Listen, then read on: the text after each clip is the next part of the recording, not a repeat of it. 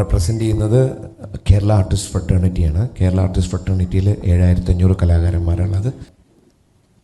2 പേര് വന്നിട്ട് ഈ സൗണ്ട് സിസ്റ്റത്തിനെ മുഴുവനും തല്ലി. ഇത് കേരളത്തിൽ നടന്നൊരു വിഷയമാണ്, ആലപ്പുഴയിലല്ല. അപ്പോൾ ഇവിടെ ഒരവസരം കിട്ടിയപ്പോൾ വന്നതാണ്.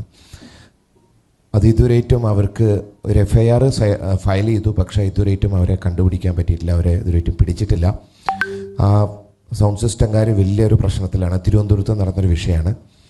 അപ്പോൾ അതിന് ഒരു പരിഹാരം കണ്ടെത്തുകയാണെങ്കിൽ വലിയ കാര്യം. രണ്ടാമത്തെ ഏറ്റവും ഇമ്പോർട്ടൻ്റ് ആയിട്ടുള്ളൊരു കാര്യമാണ്, ഇപ്പോൾ എല്ലാത്തിനും സമയം നീട്ടിക്കൊണ്ടിരിക്കുക, എല്ലാത്തിനുള്ള സമയം നീട്ടി. ഒരു പ്രോഗ്രാം 10 മണി കഴിഞ്ഞ് കഴിഞ്ഞാൽ വലിയ പ്രശ്നമാണ്. പല സ്ഥലങ്ങളിലും സൗണ്ട് സിസ്റ്റം എൻജിനീയറെ അറസ്റ്റ് ചെയ്യലും അവിടെ പ്രശ്നം ഉണ്ടാക്കുകയാണ് 10 മണി കഴിഞ്ഞാൽ. സാധാരണ ഒരു അമ്പലപ്പരിപാടി തുടങ്ങുന്നത് തന്നെ നമുക്കൊരവസരം കിട്ടുന്നത്, ഗാനമേളക്കാർക്ക് അവസരം കിട്ടുന്നത് അവരുടെ പൂജാകർമ്മങ്ങളും അല്ലെങ്കിൽ അവരുടെ ഉത്സവം കഴിഞ്ഞിട്ട് ഒരു 9 മണിക്കാണ് പ്രോഗ്രാം തുടങ്ങുന്നത്. പക്ഷേ 10 മണിയാകുമ്പോൾ പ്രോഗ്രാം നിർത്തണം. എന്നാൽ മറ്റുള്ള കുറേ കാര്യങ്ങളെല്ലാം ഇപ്പോൾ സമയം നീട്ടി പോകുന്നുണ്ട്. അത് നമുക്ക് അതൊന്നൊരു പ്രശ്നമില്ല, നമുക്കതിലൊരു പരാതിയില്ല.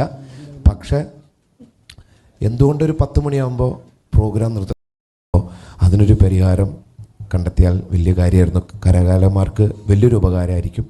2 കാര്യം. ഒന്ന്, ഈ തിരുവനന്തപുരത്തുണ്ടായ സംഭവം, മൈക്ക് ഓപ്പറേറ്ററെ ആക്രമിച്ചു എന്നുള്ള സംഭവം ഗൗരവതരമായി ഇടപെടാം. ഇന്ന് തന്നെ DGP ആയിട്ട് വിളിച്ച് സംസാരിച്ച് വേണ്ട കാര്യങ്ങൾ ചെയ്യാം. പിന്നെ ബാറ് 12 മണി വരെ തുറക്കാം, പരിപാടി 10 മണി വരെ പാടുള്ളൂ എന്ന് പറയുന്നതിനെക്കുറിച്ച് വലിയ ആക്ഷേപം വന്നിട്ടുണ്ട്. അപ്പോൾ അത് ഗൗരവതരമായി പരിശോധിക്കേണ്ടതാണ്. ഈ ക്ഷേത്രങ്ങളിലൊക്കെ പരിപാടി അവിടുത്തെ ചടങ്ങ് കഴിയുമ്പോൾ തന്നെ 8 മണി 9 മണി കഴിയും. പിന്നെ പ്രോഗ്രാം അവതരിപ്പിക്കാനുള്ള സമയം കിട്ടുന്നില്ല. വലിയ പരാതിയാണ് വരുന്നത്. തീർച്ചയായിട്ടും അത് എക്സ്റ്റെൻഡ് ചെയ്യും, ഒരു സംശയം ആ കാര്യം വേണ്ട.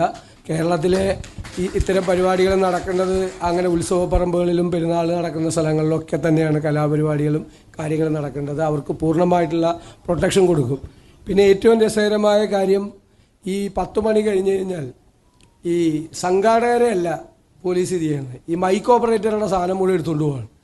എന്നിട്ട് 6 മാസം കൊണ്ട് പോലീസ് സ്റ്റേഷനിൽ വയ്ക്കുകയാണ്. ഈ പാവങ്ങളുടെ ഉപജീവന മാർഗമാണ്. അത് അവിടെ നിന്ന് തുരുമ്പെടുത്ത് പോവുകയാണ്. അത് ഒരു കാരണവശാലും അനുവദിക്കില്ല.